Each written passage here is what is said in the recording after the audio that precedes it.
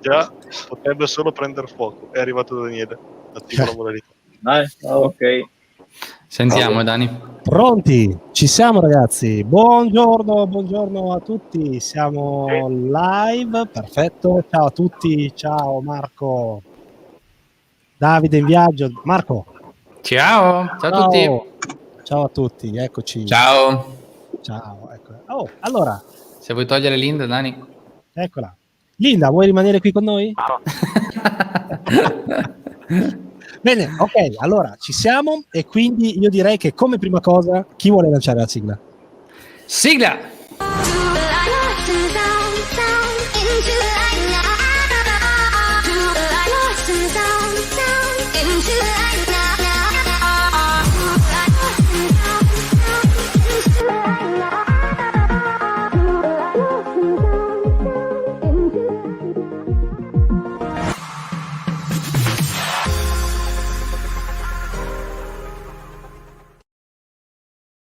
Battery Weekly che prosegue alla grandissima, ragazzi, perché siamo in settimane di fermento. Oggi questa puntata ha come diciamo novità anche la presenza di un ospite e poi la parte di domande e risposte, perché settimana scorsa, Marco, siamo stati ospiti da Matteo per una live e non finiva più, abbiamo fatto 2 ore di le domande sono tantissime e quindi è giusto dare una risposta anche al pubblico, giustamente, che ha curiosità e vuole approfondire un pochettino il discorso.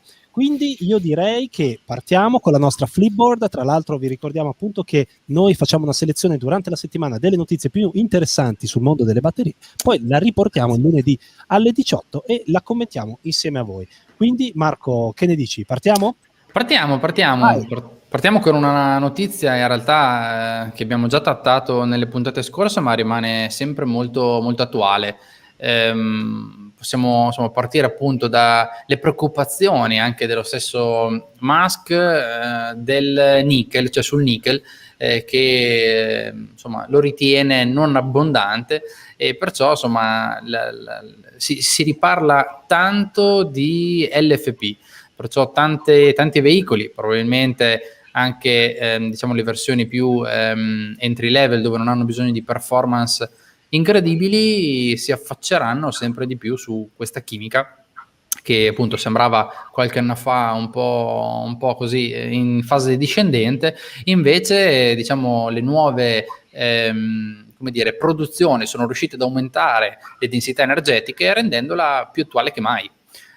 Proprio appunto l'idea soprattutto di Musk è quella di utilizzare il nickel su batterie più performanti e creando tutte le parti di standard. E stessa cosa in realtà l'ha dichiarata anche Volkswagen al suo Battery Day, perciò Volkswagen produrrà la stessa tipologia di cella, o meglio la forma, in questo caso prismatica, che magari dopo Alan ci fa vedere qual è la forma prismatica, dentro cui ci saranno diverse chimiche e per diciamo i veicoli più standard range utilizzeranno l'LFP.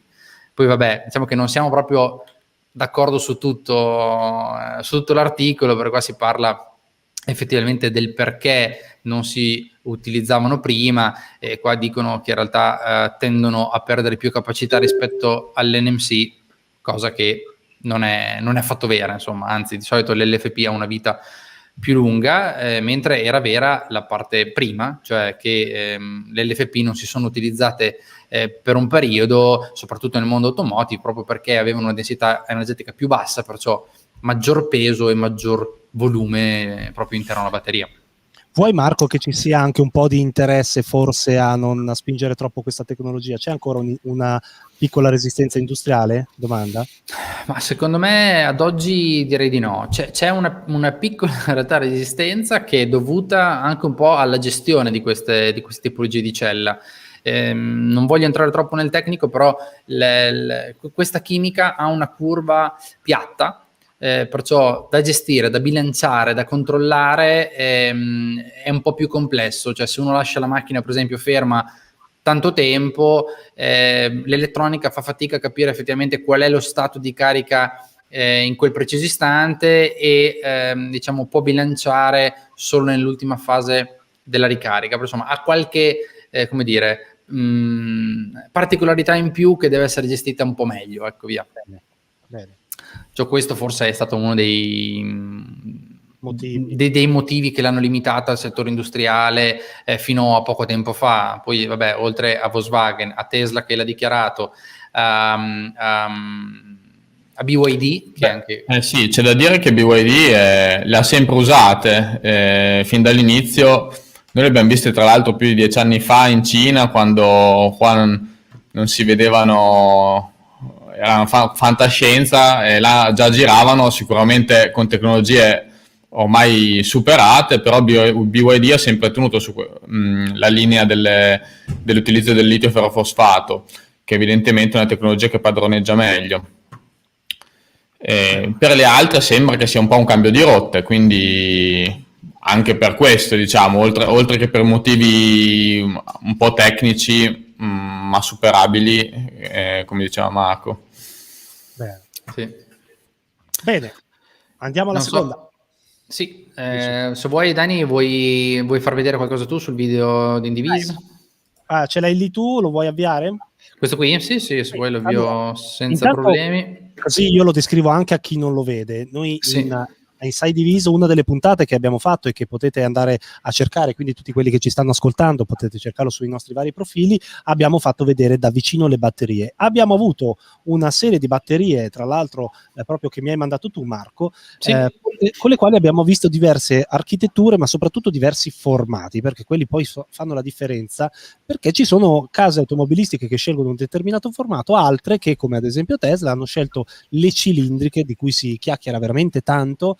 Si sta ovviamente portando avanti uno sviluppo importante su questo tipo di formato, ma soprattutto questo, ecco, forse arrivi in un punto dove si vede bene, c'è, a parte il formato che stiamo vedendo, c'è il famoso Battery Management System, il BMS. Quanto è importante abbiamo l'annuncio di controllo del BMS, lo abbiamo detto un sacco di volte, quello fa la differenza, e penso che abbia la stessa lo stesso valore, anzi sicuramente un pochino superiore, ma ormai se la giocano insieme a quella che è la climatizzazione della batteria, che farà la differenza insieme proprio al tipo di BMS. Voi ad esempio in Flash Battery avete un BMS attivo un po' come quello di Tesla, per cui tracciate la vita di tutte le batterie. L'altro giorno, ve lo dico tranquillamente, dopo ne parleremo, stavamo parlando del Future Trailer che deve fare il bilanciamento. Marco si collega in remoto al Future Trailer, guarda i livelli della batteria, dice guarda dobbiamo fare un bel bilanciamento perché è un po' che non lo fa, e quindi questo è quello che fa anche in scala anche Tesla sulle sue automobili. Ecco, questo servizio che potete andare a vedere appunto nella Inside Divisa Academy effettivamente parlava un po' dei vari formati, li presentava. Formati che noi possiamo anche insieme ad Alan andare magari a vedere insieme oggi, quindi sarà interessante approfondire un attimino questo tipo di, cioè la dimensione e il formato delle celle stesse. Sì. Alan, vuoi farci vedere tu? Passiamo allora alle celle. Ne ho qualcuna qui davanti a me, sono similari a quelle che mostravi anche tu nel video. Condivisione, Dani. Arrivo. Eccolo qua. Eccoti. Sono più o meno le stesse celle, sono un po' controluce, quindi non so quanto si vedono bene. Diciamo, questa è la forma prismatica, ci sono diversi tagli, fattori di forma disponibili, formato che si può applicare a tutte le chimiche. Sì, tra l'altro le ruoto un po' giusto per vedere. Infatti qui, no, ma si vede bene. Qui avete visto una cella nera che era, diciamo, ancora con case plastico e fa capo alla generazione 2, diciamo, dell'LFP. Perciò queste hanno una densità energetica più bassa, perciò siamo al di sotto dei 100 Wh/kg, mentre quella blu di prima aveva una densità comunque che siamo sopra ai 160-165 Wh/kg, perciò abbiamo fatto un aumento molto importante di densità. In quanto tempo, Marco? Il fattore di forma, qua, diciamo, le dimensioni sono praticamente uguali, ma la capacità della blu è il doppio di quella nera. È vero, per chi non le vedesse, sono due... quanto sono grandi quanto, Alan? Sono circa, all'altezza sono 220 più o meno, la larghezza sono circa 6 cm per 130. Un foglio a 4, diciamo. Sì, un po' meno di un foglio a 4. Più piccolo. Meno di un foglio a 4. Sì, metticelo così. Prendo un foglio a 4 così. Quindi nella stessa dimensione, così noi stiamo cercando di descriverla, qui non lo vede ma ti sta ascoltando. Esatto, molto più piccolo di un foglio a 4, ragazzi. Sono veramente molto più piccolo di un foglio a 4. Abbiamo piegato proprio l'orario X per il sole. Ci vuole un'altra tenda. Esatto. Però potrebbero essere una A3 forse, quindi sono più piccoline. Scusate, no, una A5, un formato più piccolo. Quindi si è aumentato. Volevo chiedere in quanto tempo c'è stato questo aumento di capacità più o meno? Ma in realtà l'LFP è stata una chimica che è stata ferma per anni, cioè da quando abbiamo iniziato a utilizzarla noi nel 2008-2009 fino diciamo al 2018-19 è rimasta abbastanza ferma, mentre appunto negli ultimi 2 o 3 anni insomma è proprio evoluta la densità energetica di questa cella con la terza generazione e abbiamo fatto proprio questo salto di un più 60% di densità, esatto. Poi volendo Alan c'è anche delle cilindriche da farci vedere inassemblati in un modulino, così vediamo anche se è un modulino sperimentale, ma tu nel video facci vedere delle celle singole, questo è un pacchetto, diciamo, la costruzione qua è fatta senza le tecnologie utilizzate in automotive con case di infusione d'alluminio e saldatura laser, però di base la disposizione delle celle è sempre questa, ovviamente messe diciamo a celle d'ape, la configurazione che permette di impaccare meglio le celle, configurazioni di serie paralleli sempre, perché essendo così piccole come capacità devono essere collegate anche in parallelo per ottenere delle batterie da trazione che hanno sempre delle capacità più elevate, quindi al di sotto di questi coperchi ci sono delle barre saldate che collegano tutti i poli in parallelo o in serie. Ottimo. Bene, molto interessanti quelle le cilindriche, appunto per chi non le avesse viste, sono ovviamente, sapete come sono fatte, e sono quelle che maggiormente utilizzate ad esempio nei pacchi batterie delle bici, delle e-bike e via dicendo. Invece le prismatiche che abbiamo visto adesso con Alan sono all'interno delle batterie del Future Trailer, vero Marco? Esatto, sì, quella era proprio ancora la seconda generazione, anche perché... Quanti anni ha ormai il Future Trailer? 4 anni, ok, 4 anni. Esatto. Adesso però dobbiamo spiegare cos'è il Future Trailer, l'abbiamo già nominato. Allora, per chi ovviamente sarà connesso in audio, sentirete la mia audiodescrizione di com'è il Future Trailer. Per chi invece lo va a vedere, ovviamente lo potete vedere, sicuramente lo trovate anche nel mio profilo, lo trovate sui vari siti. Il Future Trailer è la realizzazione che abbiamo fatto noi 4 anni fa, ci siamo messi tutti insieme a pensare a come mettere insieme una cucina mobile solo fotovoltaica, che usasse solo l'energia fotovoltaica, e ci abbiamo messo ovviamente la batteria di flash battery. E ora descriviamo un attimino come funziona il Future Trailer.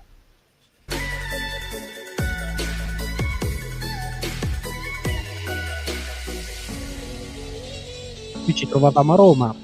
Oggi con il Viaggio Italiano andiamo all'interno del Future Trailer mentre sta lavorando. Come sapete abbiamo una copertura fotovoltaica, quasi 1,8 kW picco di solare monocristallino di Giovanni Soldini, quindi prima parte italiana. La batteria all'interno e anche la produzione producono energia che può andare a ricaricare i veicoli pesanti come un'auto oppure leggeri come una bicicletta. All'interno del trailer abbiamo un inverter, l'inverter 7 kW arriva in monofase che dà energia a tutto il sistema, quindi dall'illuminazione al piano di induzione. Abbiamo voluto esagerare. La batteria, anch'essa italiana, come sapete, della Flash Battery, è una batteria da 12 kWh che viene supportata dalla produzione fotovoltaica. Quando non ce l'abbiamo utilizziamo solo la batteria. Il sistema una volta chiuso con il monocristallo fotovoltaico ovviamente produce energia continuamente, sempre anche a sistema completamente spento.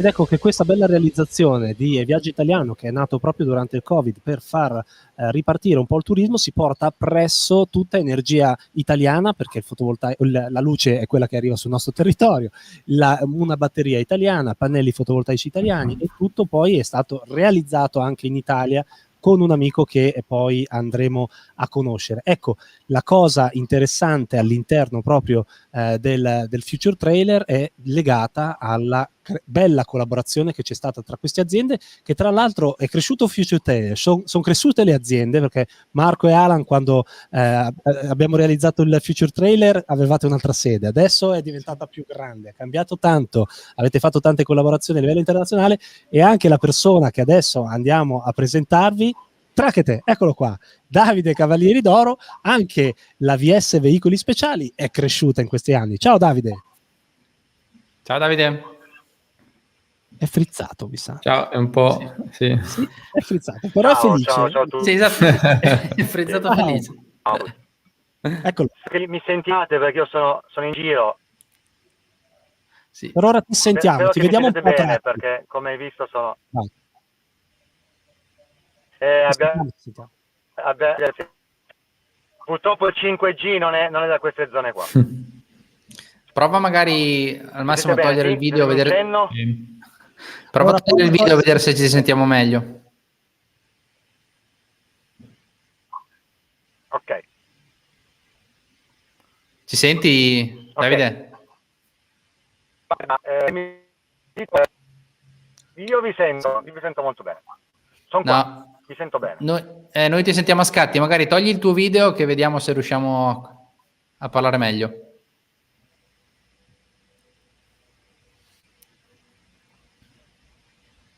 Se no Ok. vediamo. Ok? Sì, provatelo. Vediamo se non lo Ok. posso... Forse adesso ti sentiamo un po' meglio. Perfetto, adesso vediamo un cane. Esatto, però ti immaginiamo come eri prima. Adesso ti sentiamo, dai, vai. Sì, vedete il mio cane. Sono più o meno fatto così. Ci vuoi... Per noi il momento di transizione energetica nei nostri mezzi. E sto proponendo segnato il passaggio dall'utilizzo dei combustibili all'utilizzo degli ioni. Questo ovviamente è stato possibile per tre fattori importanti. Il primo, i partner giusti, quelli che ti potessero dare le tecnologie utili a essere utilizzate in questo ambito specifico. Ovviamente adesso un po' più a fare non c'è nulla di adattabile ai nostri allestimenti. E questo è stato veramente un passaggio importante, quindi quando io sentì che anno fa se uno mi propose una cosa del genere, io ovviamente presi l'occasione al volo, perché era quello che già da tempo pensavamo di fare, di attuare nei nostri... purtroppo Davide ragazzi, ti sentiamo Davide. malissimo. Niente. Prova a Daniele, non mi senti? riconnetterti. Prova a riconnetterti. Perché ti sentiamo, va proprio a scatti, si sente poco. Prova a ricollegarmi, dai, prova a ricollegarmi. Dai, prova. Nel frattempo prova a ricollegarmi, Daniele. Nel frattempo facciamo un intro, magari che spieghiamo bene cosa fate, che forse non si è capito. Vai tu, Dani, così. Esatto, Davide di VS Veicoli Speciali. VS Veicoli Speciali è un allestitore italiano, si occupa di trasformare la maggior parte, ad esempio, delle api che vedete in giro, che hanno dentro, che ne so, fanno il gelato, la caffetteria e via dicendo. Ecco, loro li trasformano proprio in bar mobili, in cucine mobili, in sistemi in mobilità che possono permettere appunto di cucinare, e Davide aveva in mente 4 anni fa, ma dice: ma come faccio a elettrificare di qua di là? Una volta riceve una telefonata da parte mia in cui gli dico: guarda, voglio progettare una cucina mobile completamente fotovoltaica, senza gas, senza niente, via dicendo. Volendo abbiamo tutti i partner per poterlo fare, tra cui proprio la Flash Battery, e da lì lui non so, forse a metà della mia frase mi interruppe e mi disse ok, ci sto, perché è una cosa che voglio fare. Quindi effettivamente poi da lì è nato il Future Trailer, che è diventata questa cucina mobile che ha girato l'Italia e ha permesso proprio di dimostrare da vicino che l'energia fotovoltaica, la batteria e gli elettroni utilizzati in cucina funzionano, vero Davide? Vediamo se riusciamo a sentirti. Quando vuoi apri il microfono e intervieni pure, perché effettivamente avevi proprio questa voglia di fare un passaggio sul full electric. Eccoti. Eccomi. Esatto. Vediamo se mi sentite meglio. Sì. Al momento sembrerebbe, vai pure. Daniele. Per noi questo è un passaggio fondamentale per la transizione dei nostri... Ok, meno male. È stato proprio un passaggio per i investimenti. Come dicevo prima, la ricerca dei partner... perché trovare le soluzioni giuste, mi sentite, no? Posso continuare? No, purtroppo si sente ancora male. Rimango vivo. Mi sa che niente Davide, purtroppo non riusciamo a sentirti così. Magari Marco, se tu vai avanti io provo a fare un collegamento telefonico nel frattempo. Sì, va bene. Ma io diciamo che casomai sì, Daniele, condividimi di nuovo lo schermo, che passiamo a una notizia in realtà un po' più in generale. Cioè qui si stanno prolificando, diciamo, i produttori di queste batterie backup, che una volta erano classici generatori a scoppio, e mentre ad oggi ci sono tanti produttori che si stanno buttando un po' su questi elementi per poter magari appunto, anzi guardiamo, vi faccio vedere un piccolo video. Vedete proprio tu l'accendi e da qui ti alimenta tutto quello che devi alimentare. Questo sistema è diciamo creato con delle batterie cilindriche, come più o meno quelle che abbiamo visto prima. Vi faccio vedere il video, perché così possiamo commentare anche su come è fatto. Vedete l'utilizzo di celle cilindriche. Qui entrano proprio nella linea, vengono fatti dei test, oltre a essere prelevate. Normalmente si fanno dei test per verificare, insomma, che le celle siano simili tra di loro. Questo è il processo di saldatura. E qui fanno dei piccoli modulini, penso da 4-6 celle ciascuno. Comunque parliamo di batterie di bassa capacità, normalmente. Adesso questo UPS qui non ho guardato in dettaglio, ma potrebbe essere tra i 3 e 5 kWh di energia. Sì, in realtà c'è scritto che quella disponibile è 2,1 kWh, okay. Anche se forse questo in particolare è votato a un utilizzo professionale, in particolare anche per le costruzioni, andando a sostituire proprio quei generatori portatili a scoppio. Oltre alla batteria, la parte che è stata sviluppata è anche la parte di inverter, di generazione della tensione d'uscita, perché ha una potenza di picco di 18 kW, adatto proprio ad azionare per brevi momenti sicuramente macchinari anche molto potenti, come martelli pneumatici o attrezzi come questi. Esatto. Niente, no, ci tenevamo un po' a raccontarlo, anche perché alcune, diciamo, cucine mobili magari che ancora non includono e non sono state pensate per questo, cioè, insomma, già con le batterie litio dentro, possono utilizzare questi generatori. Si vede il loro utilizzo anche nei mercati o altre applicazioni similari. Ecco Davide, forse. Davide?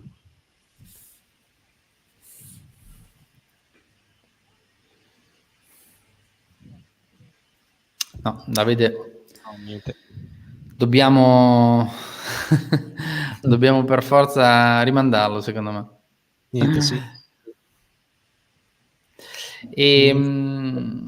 Qui abbiamo un'altra news in realtà che a parte raccontare insomma che il business Panasonic insomma, diventerà profittevole già da partire da quest'anno, però non è che ci interessa tanto questo, ma più che altro ci interessava questa notizia, che in realtà partirà la produzione delle nuove celle 4680, il nuovo formato che Tesla ha diciamo, come dire, promosso e ha presentato durante il suo Battery Day. Partirà appunto con la produzione il 1° aprile, sperando che non sia un pesce. No, il rischio c'è. Cogliamo l'occasione per farvi vedere un video. Abbiamo già parlato di questo formato di cella, però non vi abbiamo mai fatto vedere appunto questo video che Tesla ha lanciato ormai un mesetto fa, in cui si vede proprio l'assemblaggio, la fase di... Voglio vedere se riesco a metterlo. Ok. Dove si vede proprio la fase di assemblaggio delle celle appunto 4680, con la fase appunto di rollaggio e tutta il processo di produzione fino all'incapsulamento finale. Molto Sentiamo, bello, molto caratteristico. Sentiamo della musica, Dani, non so dove venga, ma Davide? va bene. Sì, io sono qua. Musica Eccoci. Abbiamo in audio. È stata dura, Vediamo se ce la facciamo, Vediamo se ce la facciamo. È stata dura. Dove eravamo rimasti? Eravamo rimasti, se non sbaglio, al fatto che dopo 3 secondi che mi hai proposto ciò che io già pensavo da un po' di tempo, ovviamente accettai di buona pena, perché era un qualcosa che era indispensabile per noi, questa transizione energetica dai combustibili allo ione, e di conseguenza per me è stata una bella palestra ed un bel modo di poter sperimentare per poter poi attuare ciò che oggi è ormai diventato il quotidiano. Mm-hmm. Ma per fare questo diciamo un passaggio, ma i successivi sono stati sicuramente quello di trovare dei partner che potessero un po' sposare, un po' riuscire a trovare le soluzioni giuste per i nostri investimenti, quindi la nostra modalità di lavoro, il nostro mercato, che ovviamente fino a qualche anno non esisteva nulla, adesso un po' di più, quindi nascono sempre di più sistemi di gestione delle batterie, ovviamente c'è molta più scelta sui pannelli fotovoltaici flessibili, quindi per me è fondamentale per adattarlo alle pareti, per adattarlo anche per una questione di pesi, di spazi, eccetera, eccetera. Quindi oggi la tecnologia ci permette, anzi ci ha già permesso, di poter transitare ad avere quindi veicoli green, veicoli autonomi green, quindi con accumulo e produzione di energia, e ormai anche stiamo andando verso anche una gestione completa di un mezzo del genere. Quindi questo passaggio è servito anche per automatizzare alcuni processi nell'utilizzo di questi mezzi. Oltre la ricerca del partner, altri diciamo, passaggi fondamentali sono sicuramente stati quello di trovare dei clienti pionieri, perché quello ci ha permesso ovviamente di poter fare dei mezzi, farli girare, farli vedere. Quindi, come sapete meglio di me, quando si vedono questi mezzi diventano ovviamente, il verbo si diffonde molto più facilmente, solo parlarne diventa molto difficile farli capire. Invece vedendoli all'opera si capisce che non sono solo parole, ma sono cose concrete che funzionano davvero. Poi altro passaggio importantissimo è far capire ai professionisti della ristorazione, perché noi principalmente facciamo mezzi per la ristorazione, che dovevano un po' uscire dai soliti schemi e adattare un po' il prodotto, il modo di preparare il prodotto alle nuove tecnologie, perché ovviamente ci sono ancora oggi dei limiti su alcune attrezzature nella ristorazione. Le attrezzature della cucina sono attrezzature che consumano wattaggi molto alti, ancora non gestibili con accumuli o con produzione con fotovoltaico. Quindi bisogna adattare le linee di produzione dei prodotti a quello che ti dà disponibilità a un accumulo e un fotovoltaico. Quindi si lavora molto sulla gestione a risparmio energetico sulla produzione del piatto, che è un po' poi la cosa che già facevamo col Future Trader, Daniele, perché diciamo, il contest prepara con meno energia il risotto era già un po' precursore, no? Di quello Sì. che poi oggi si fa. Normalmente è inconcepibile oggi ancora andare a friggere una patatina con la classica friggitrice, perché ovviamente gestire 14 kW in continuo per 6-8 ore solo per lei, per la friggitrice, diventa un qualcosa di ancora non tanto gestibile. Però ci sono Bisogna mangiare più leggero. Più sostenibili. No,